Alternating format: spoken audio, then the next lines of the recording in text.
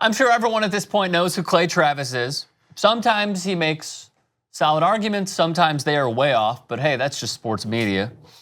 So the Tennessee Titans tweeted, hey, NFL history. This is now the longest game since the 1970 NFL-AFL merger. Previous record, 5 hours, 16 minutes. Bears, Ravens. Oh, like we have to watch the Bears for 5 hours. So Clay Travis then tweeted, good to see the Titans setting an NFL record, which the Tennessee Titans then quote tweeted and said, glad you aren't the GM, bro. Because what did he tweet? I'm named Titans GM. This is 2013. My first order of business, hire Kevin Sumlin and draft Johnny Manziel. Can we give a round of applause to the Tennessee Titans? My goodness. You may not win on the field, but off of it, you guys are killing it. Man. So in case you need you need your memory jogged on who Clay Travis is, take a look, then we'll discuss. I'm a First Amendment absolutist. I believe in only two things completely, the First Amendment and boobs.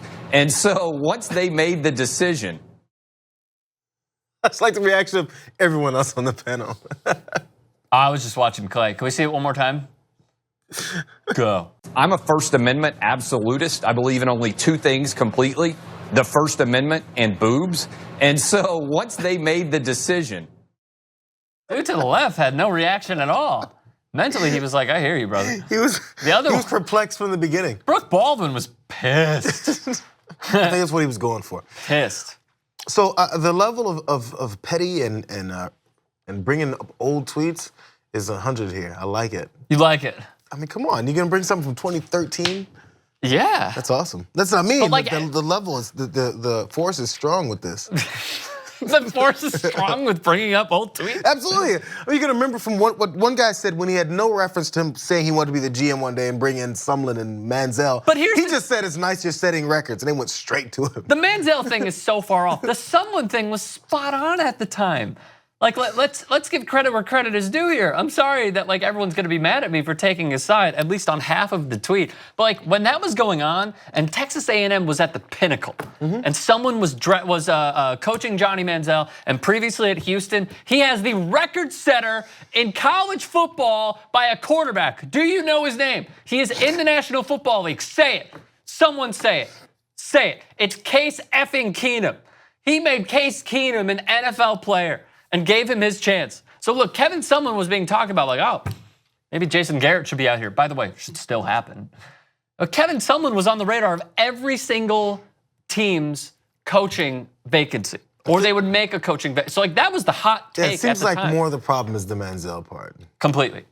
That's definitely where they're turning the knife. Totally. More Clay Travis. He was asked, you just wanted to humble brag about your beach home. We aren't impressed. Where he went on to say, no, I don't humble brag, I brag. My new beach house is spectacular. Jesus Christ. There is a 100% chance that DeMarcus Cousins is arrested for something in the next 5 years. 100%. Write it in stone. That's pretty terrible. And then that's it. Okay, so, oh no, there's one more. He was so far off on the Nike stuff. We've come to see. Hey, Nike, sacrificing everything to believe in something is dying while serving your country to defend all our freedoms. It isn't getting paid millions to star in your advertising campaign. Pathetic. Again, we know where he stands on a lot of this if you've ever watched his Periscope. We know the, I don't know if we know the objective, but we definitely know he likes to get some attention. So, I mean, and hey, man, we're giving it to him. Well, trolling status, I appreciate. I always do. I mean, even when we talk about guys who always have their Twitter issues and their emotions, I like this stuff. This is what we got to see. I like to see organizations, especially some, official organizations, the Titans, coming after someone. It's fun. Completely. I don't remember what tweet it was, but I believe it was Washington who was like, excited for our matchup on Sunday. And someone else went on to say, this is the difference between good social media people and horrible social media people.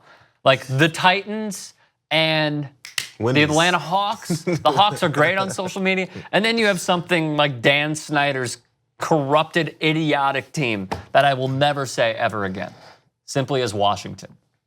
But don't forget, you could still support your Washington football team by going to Landover, Maryland, going to FedEx Field, and putting on, what is that? The pig nose? Yeah, the pig nose. Yeah. You could do it every single Sunday and we still won't talk about it. There's a running back that's going to make you want to do that this year, too. And we're going to talk about him in just a bit. We'll see you soon. If you made it to the end of this video, mazel tov. If you want to see more, hit the bell and hit subscribe. Why don't you?